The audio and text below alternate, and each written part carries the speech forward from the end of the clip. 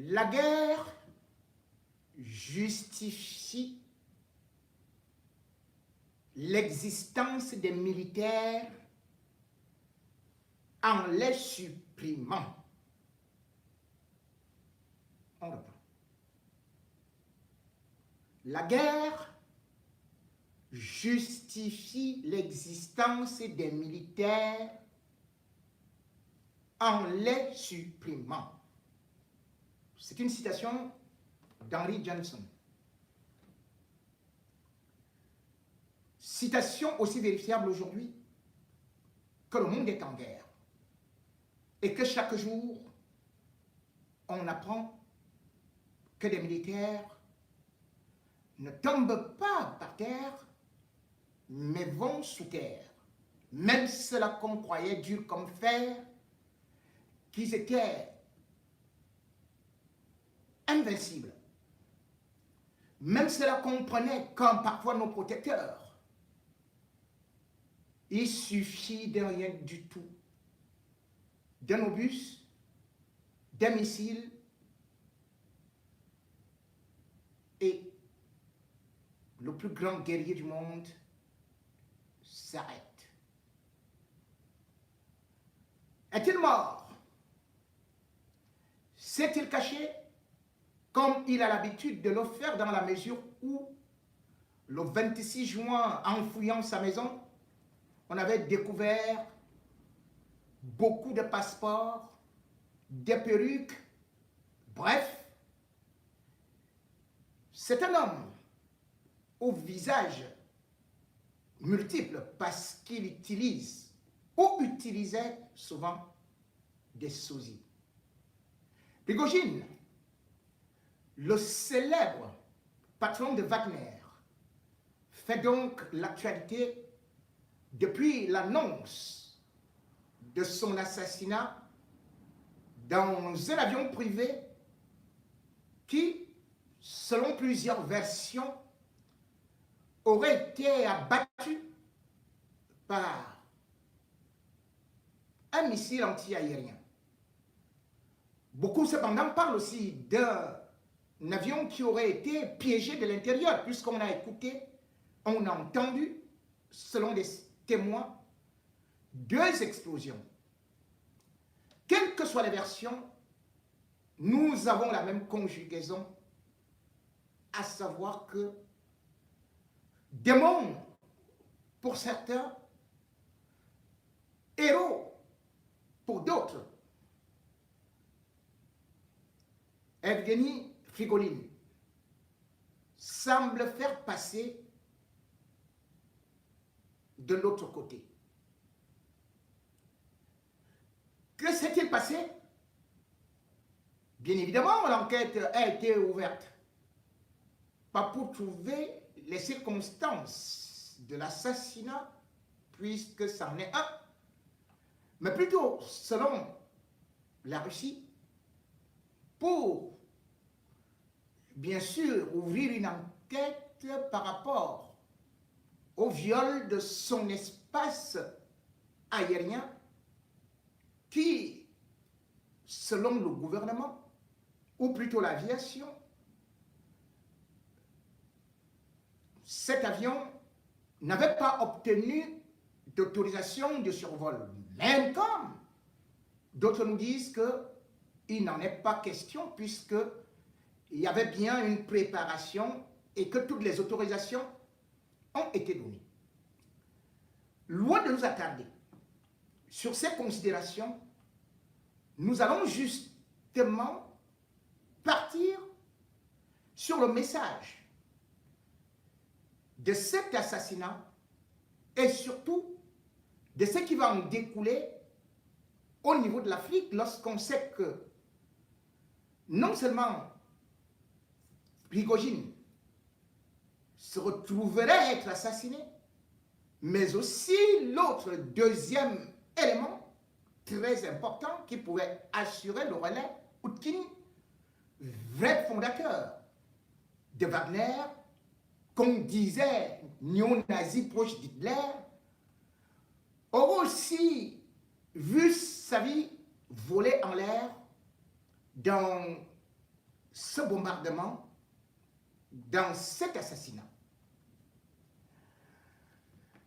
L'Afrique tremble dans la mesure où beaucoup avaient déjà vu en Prigogine, celui-là qui devenait presque un héros pouvant s'opposer à l'hégémonie occidentale. Celui-là qui pouvait défendre peut-être le faible, celui-là qui pouvait sortir des yeux et qui pouvait aller en guerre, et qui d'ailleurs, pour sa dernière apparition, ce sera entre le Mali et le Niger, puisqu'il parle justement d'une température de 50 degrés, annonçant également que sa mission était de redonner la liberté à l'Afrique, bref, de faire du bien au continent. Était-il un bon samaritain? Que non.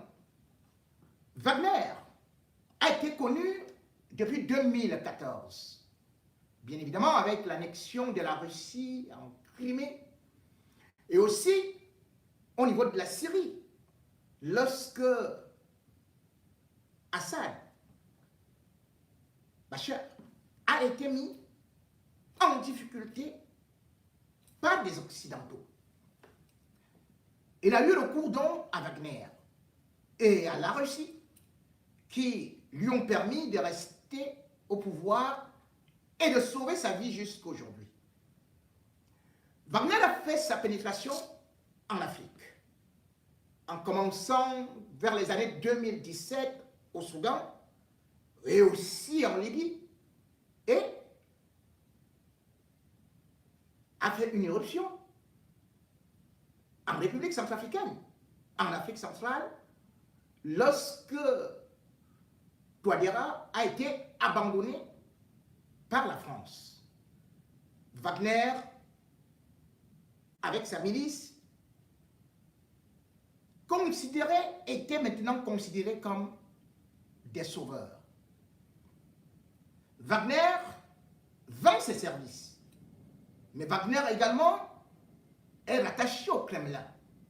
Wagner, c'était donc ou c'est le bras armé de Vladimir Poutine en Afrique, que ce soit au Mali, ou même actuellement où on en parle de plus en plus au Burkina Faso. Eh bien, à chaque coup d'État, on sort les drapeaux russes, on vante Wagner, ou alors on vante Vladimir Poutine.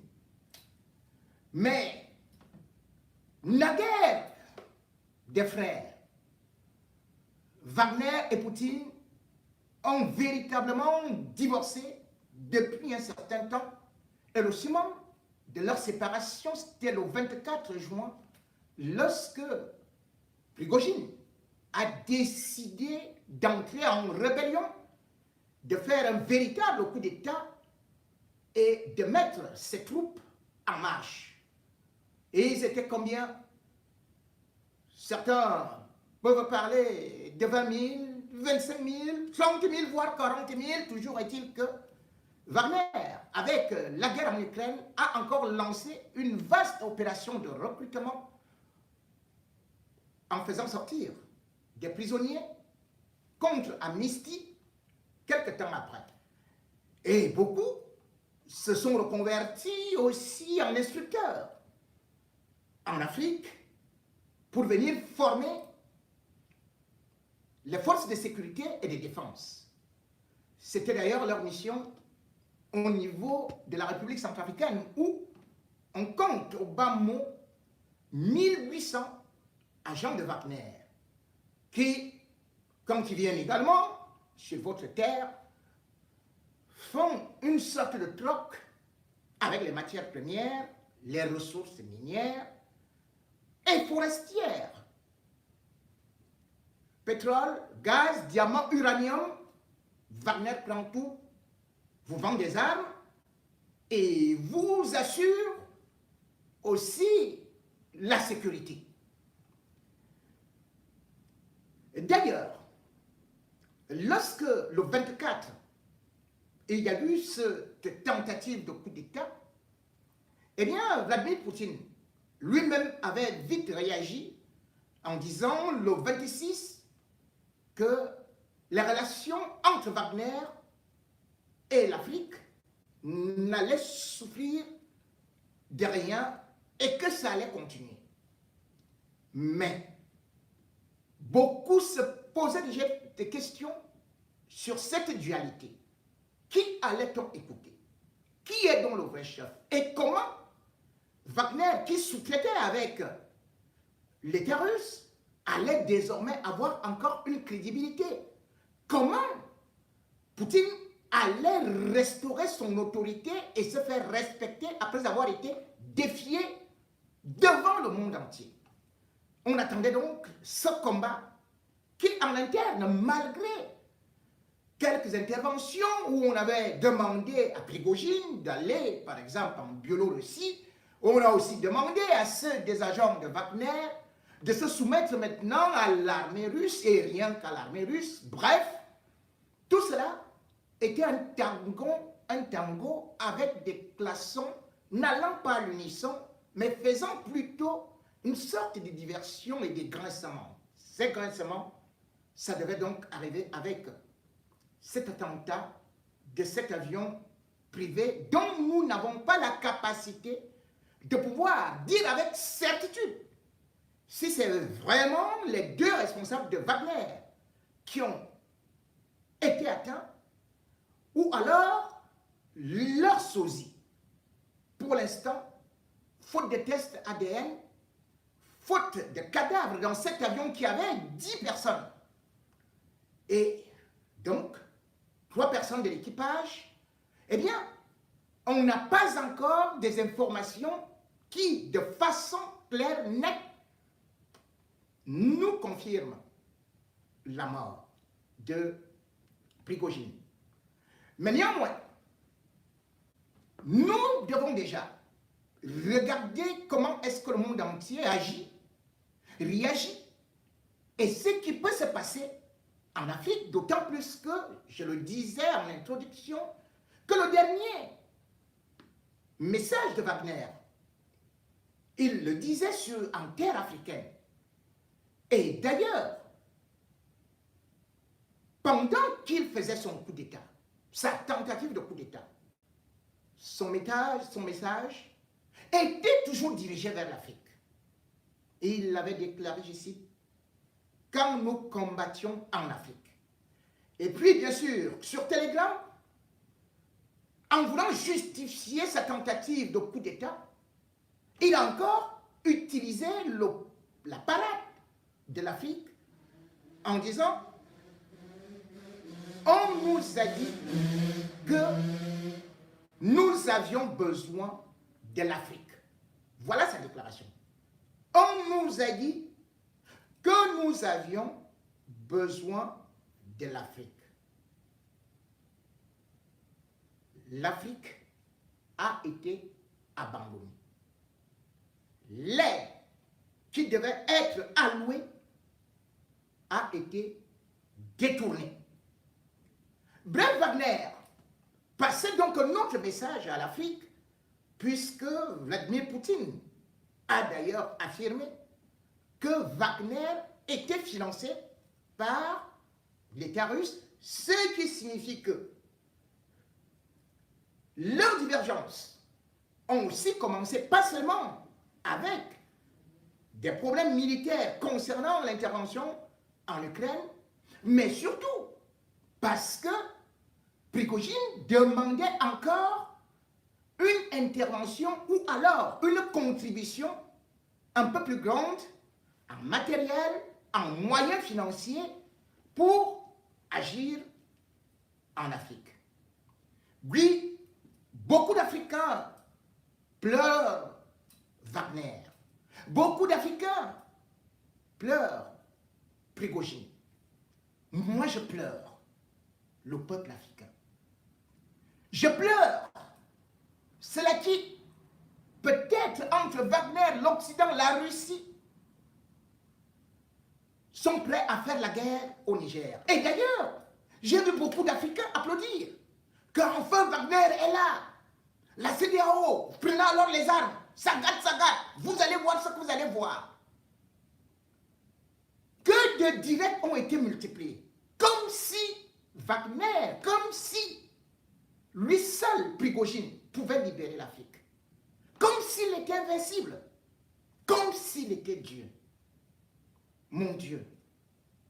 Aujourd'hui, on se rend compte que notre libérateur, notre sauveur, n'était pas si fort, puisqu'il vient d'être lui-même atteint. Et oui, on va donc se réfugier chez qui encore? Chez un autre homme fort, qui peut-être aussi, lui, sera atteint. Demain ou après-demain. Oui, nous prenons Wagner, qui est devenu notre sauveur. Mais notre sauveur, ne l'oublions pas, ceux qui constituent les troupes de Wagner ont été recrutés dans une grande majorité en prison. C'est des violeurs, c'est des gens condamnés, c'est des assassins, Oui, c'est des meurtriers que nous applaudissons en Afrique. Oui, pour la guerre, Wagner est parti les libérer et a dit, je vais vous offrir l'amnistie.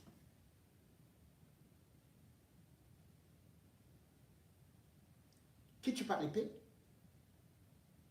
périra par l'épée. Et ça, c'est la loi aussi de la guerre. Œil pour œil, dent pour dent. Ce que nous ne savons pas et ce que nous faisons semblant d'encourager, c'est que nous comptons toujours à un sauveur étranger. Au lieu de former nos forces de sécurité, au lieu de créer une sorte d'osmose, de solidarité entre nos forces militaires, chacun préfère aller à l'étranger. Comme à l'époque de Mobutu Sese Seko. Chercher, ça part de mercenaires. Je vous ai dit, je pleure le peuple africain. Parce que l'histoire se répète. Aujourd'hui, on peut applaudir des coups d'État. C'est à chacun son droit. Mais il faut savoir que l'Afrique a connu ses guerres. Et ces pays, aujourd'hui, sont où? Mobutu Sese Seko était parti prendre un mercenaire français. Qu'est-ce qu'il a fait en Afrique? Bob Denard, qui était dans la vente des pièces détachées et qui avait fait l'armée et qui finalement, parce qu'il était un mauvais gras, il a été recruté en Afrique comme un sauveur.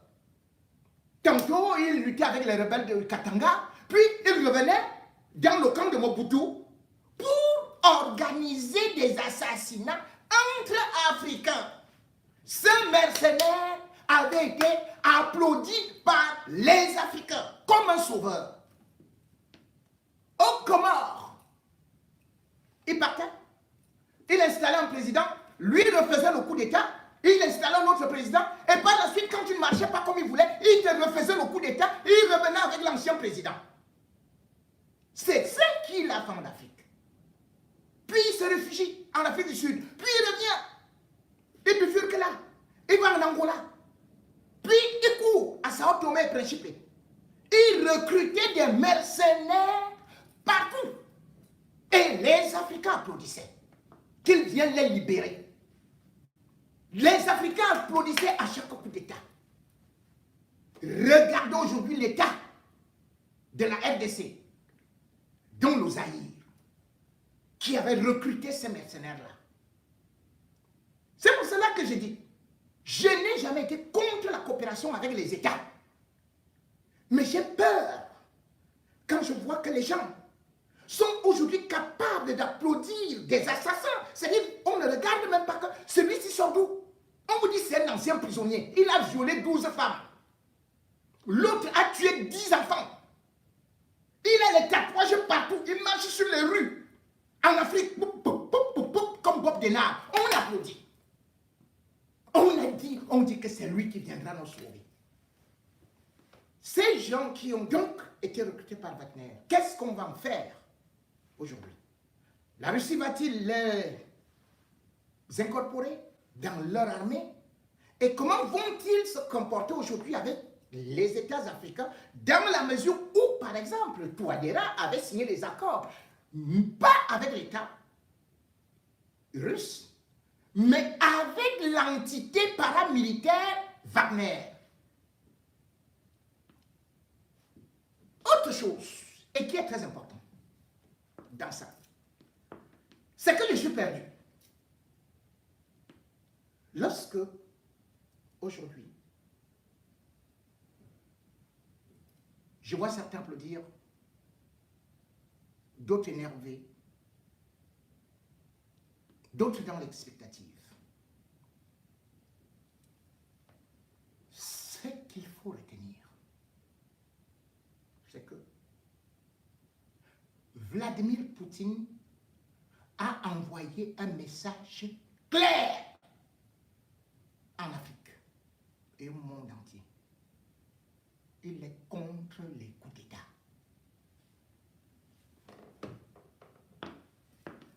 Chers panafricains, puisque vous dites que les coups d'État sont très très bons, pourquoi vous n'avez pas aussi applaudi le coup d'État, la tentative de coup d'État de Wagner contre Poutine? Wagner a aussi essayé de faire le coup d'État, non? Vous connaissez? Avec Poutine, boum! Tentative de coup d'État qui n'existe plus. Ah oui, il élimine. Choc. Choc. Mais il faut que nous soyons, et que vous m'expliquiez. Nous supportons Poutine. Oui, Poutine, c'est le modèle. Et en même temps,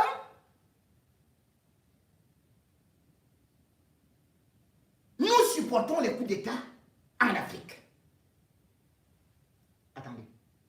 Mais Poutine, lui, ne supporte pas un coup d'État chez lui. Il n'y a pas de coup d'État. Prigojine, 2 mois, jour pour jour.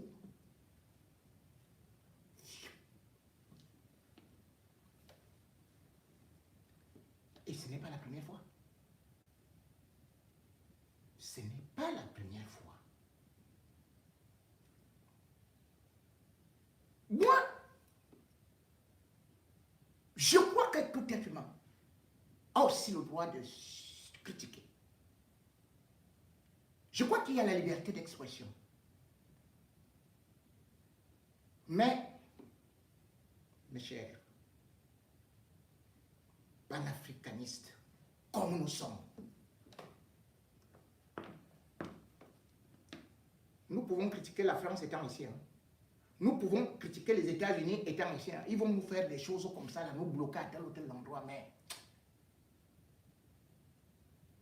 pour rapidement te tuer maintenant là. Ils le faisaient avant. Et ils ont fait beaucoup de coups d'État en Afrique.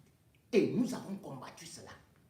On ne peut donc plus supporter que si quelqu'un est un opposant, qu'il soit directement éliminé. Exécution extrajudiciaire. Mais bon, peut-être aussi, nous, Africains, nous aimons la dictature.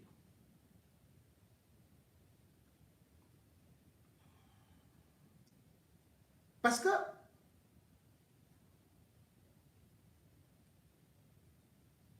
j'ai vu beaucoup d'autres opposants à Vladimir Poutine, qui sont aussi passés de vie à trépas. Ah oui. Parfois, il y a des choses que des gens ignorent. Mais lorsque vous les voyez, vous vous rendez quand même compte que Vladimir Poutine, d'ailleurs chez lui, en juin 2022,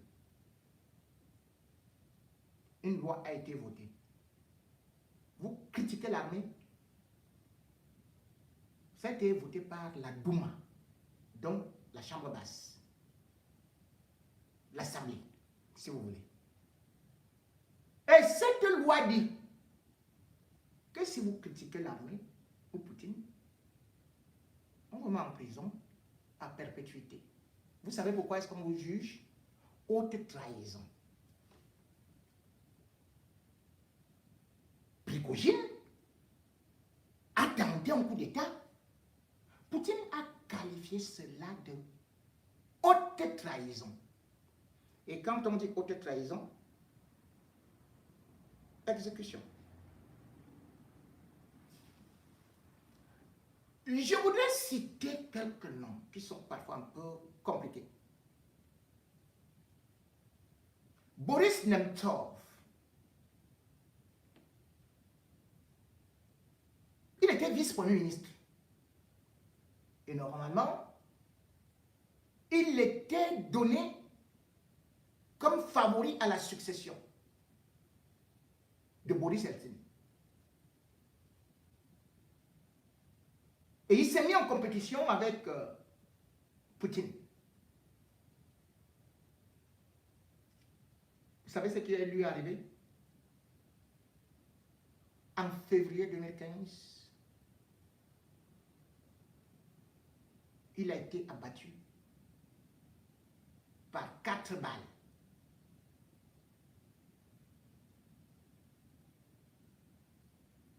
Bon.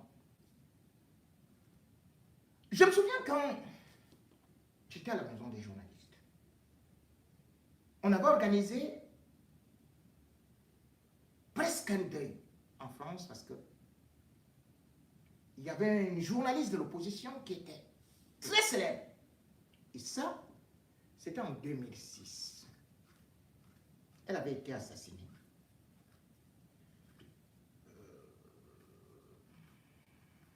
Je crois qu'elle devait être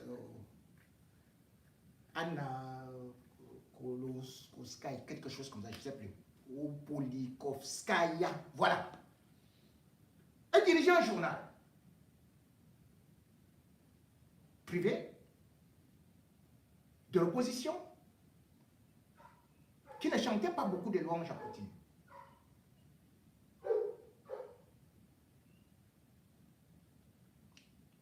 Elle a été abattue.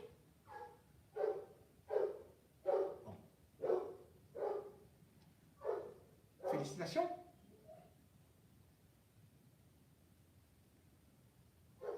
Dernièrement, chacun d'entre nous a suivi l'épisode en 2020 d'un jeune opposant qui avait été empoisonné en Sibérie.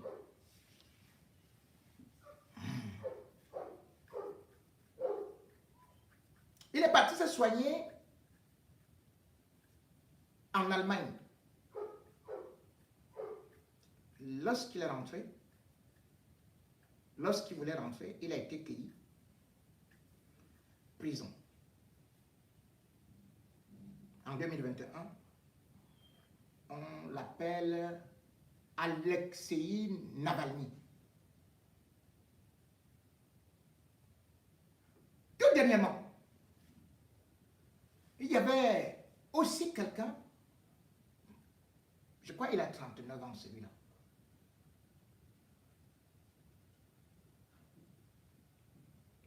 Il s'appelle Vladimir Moukaz. Je vous ai dit, leurs noms sont parfois très compliqués.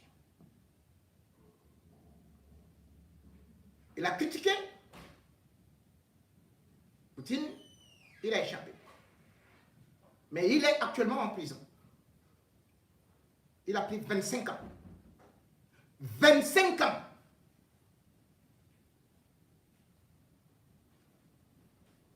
Mais les Africains, mes compatriotes me disent que moi qui suis journaliste, je dois applaudir tout cela. Dire que non, Poutine est très bon, que Wagner est très bon et que je ne suis pas là pour la France, pour les États-Unis. je ne suis pas là pour la Russie. Je suis là pour l'Afrique. Les autres viennent prendre nos matières premières et je défends la démocratie, la liberté d'expression. Mais si on ne peut plus avoir de liberté d'expression, je vais demander à ceux-là qui me disent que, oh, aligne-toi, aligne-toi. Les gars, je vous dis, quittez la France, allez aussi un peu parler en Russie. N'est-ce pas vous-même, vous avez appris que, d'ailleurs, c'est interdit de marcher, non? C'est interdit de marcher là-bas. Hein? Moi, je peux marcher ici, avec la base et tout et tout. Mais si vous voulez que les États africains, nous les opposants, on doit tous nous tuer. Mais si c'est ce modèle que vous aimez, bon, c'est vous. Mais moi, ce n'est pas mon modèle qu'on tue les opposants et les assassins. Cela veut dire que vous, et d'ailleurs, c'est vous qui êtes aussi content que les mêmes gens qui ont les mêmes méthodes enferment Maurice Kamto. Dans toute l'Afrique centrale, on prend un opposant, on le jette en prison. Et en Afrique de l'Ouest, c'est la même chose.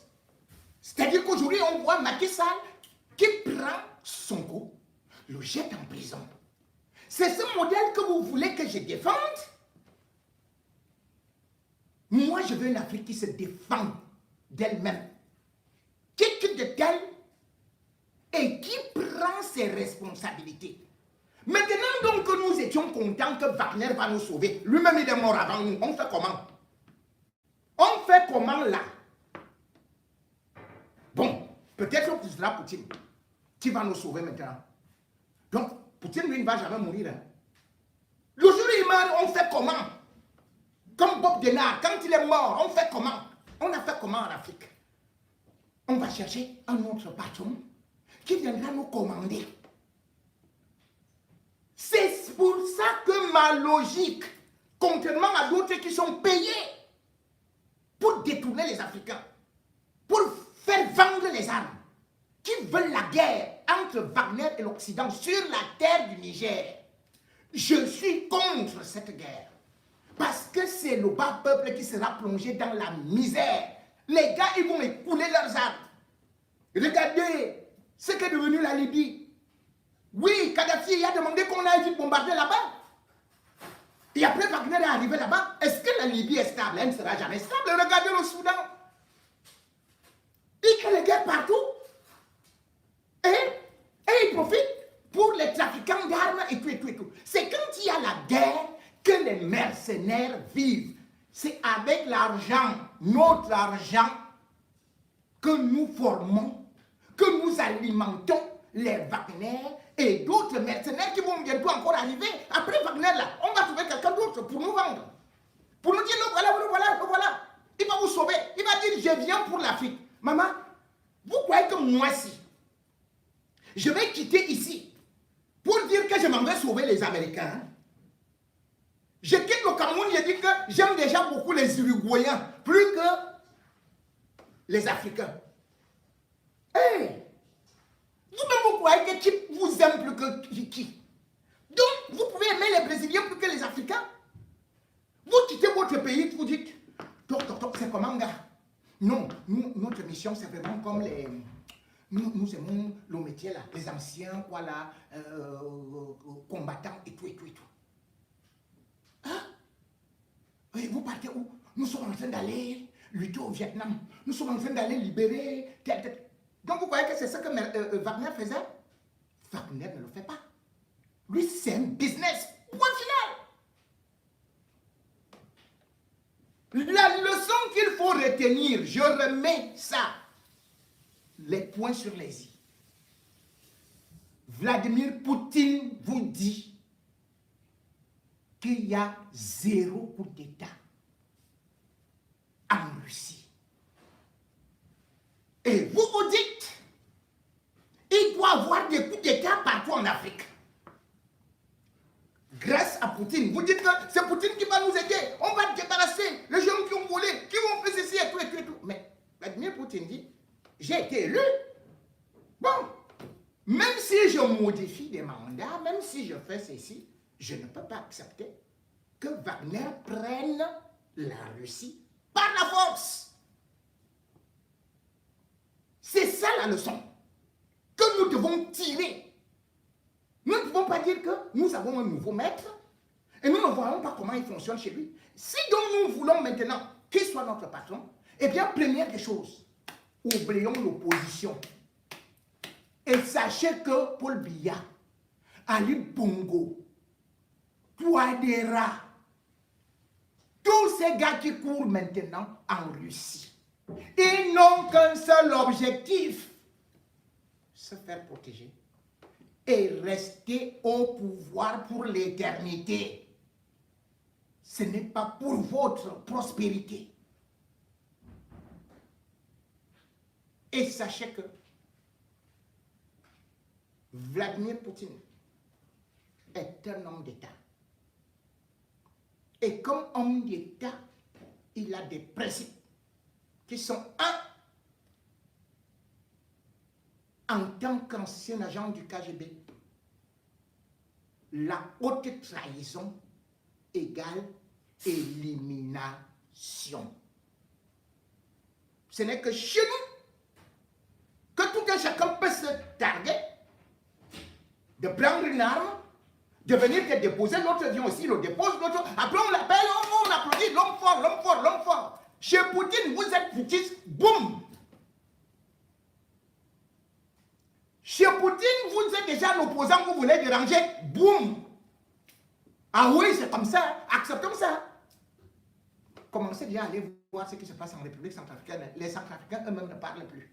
Tous les opposants sont maintenant ici avec nous à Paris. Ils ont fui.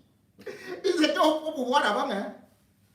Pourquoi? Parce que Touadéra a décidé, lui aussi, grâce à l'appui de Wagner, de changer la constitution, d'appeler les Russes et de chasser les Africains.